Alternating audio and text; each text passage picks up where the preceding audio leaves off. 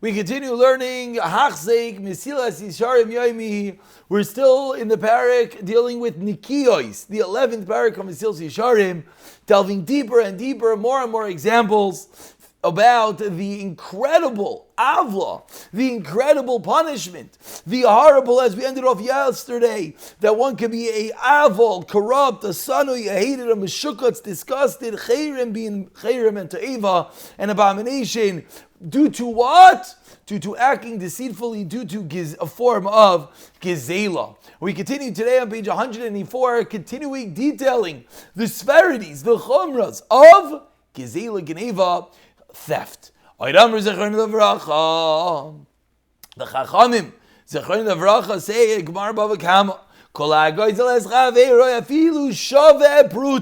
you took $1 Ki'ilu, what's it like? Noitel nafshoy mimenu. It's as if you took a soul from him. What do we see? We see that how severe stealing is, even a small amount. Someone might say, okay, fine, I understand. I take your Ferrari.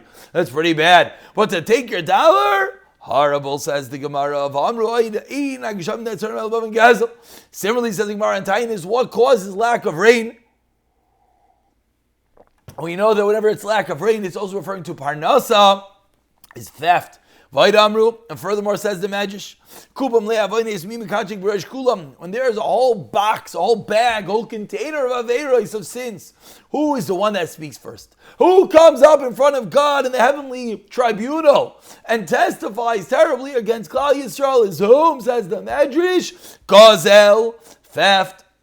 And finally, what we had 2 weeks ago with the Ramabel and Echtem, Gazel, the Daramabel, what was that final nail in the coffin? What was the straw that broke the camel's back? Gezela. Says the Gemara, and if you say in your heart, how is it possible? Everyone's getting nervous. How can I be in business to persuade someone about the merchandise that we're selling and its worth? Meaning, how could I deal like this? It sounds like any word I say could be gzela. Anytime I try to convince someone to buy my product is geneva. How could this be? So explains Mesilas Yesharim, there's something great difference between Isser and Heter. If you're trying to show him how beautiful the item is, how incredible the item is, the wonderful traits of this item and why he should buy it, that's beautiful. That's your hishtad lot. Your effort that you're supposed to do is to show how amazing this item is. However, if you're trying to cover up the imperfections, oh no, that bumper is not dented. Oh no, the computer is not really a cracked screen. It just looks that way. That's overcharging and that is forbidden. This is a great rule when it comes to business dealings. And he continues, I'm not going to talk at length about having accurate measurements. Of course, Bizman Chazal, the way that everything was bought and sold was via measurement. Says I'm not going to talk about this. Shebeferish, it's a pasuk in the Torah, Kosabehem, Toyavas Hashem, so Toyeva, it's an abomination. You're in that dreadful category of Toyeva if one plays with his weights. Says scary.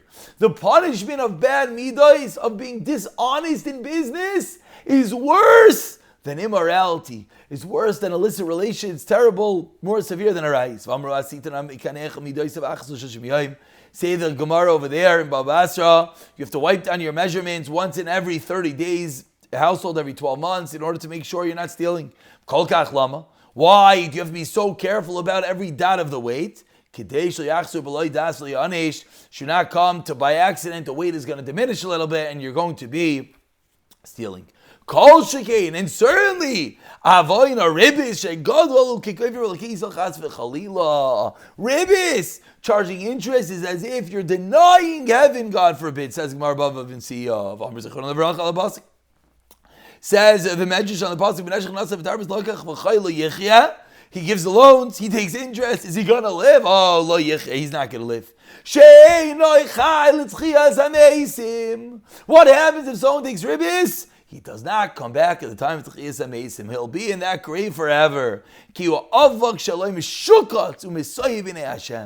ribis, the dust, is disgusted. It's an abomination. His grave, his dust that he's lying on is gross to God. And I don't have to expand upon this. I think those few lines were enough. Shkvar Yemos tells the Kol Yisrael, everyone knows and everyone's so afraid of ribis. And we conclude today's shir. What is the general rule? The desire for money is great, so too are the pitfalls. You want to be clean, you want to be truthfully, completely cleansed. You got to look into, you got to be super duper careful.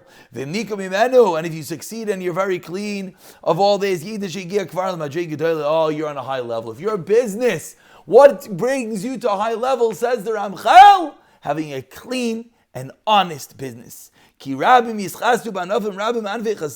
people are pious in areas of piety. Many people daven and learn, etc. But when it comes to their business, when it comes to the weights, when it comes to ribis, all of a sudden they're not so pure. This is what Sefer Namis said to Eov, if there's iniquity in your hands, distance yourself from it. Do not allow it to dwell in your tent, because that's going to slowly destroy you. How careful we be. Careful we have to be, the chizuk we have to take to be super careful on every penny, every dot in business, and not to steal. And we'll pick up from here. V'siyata dishmaya.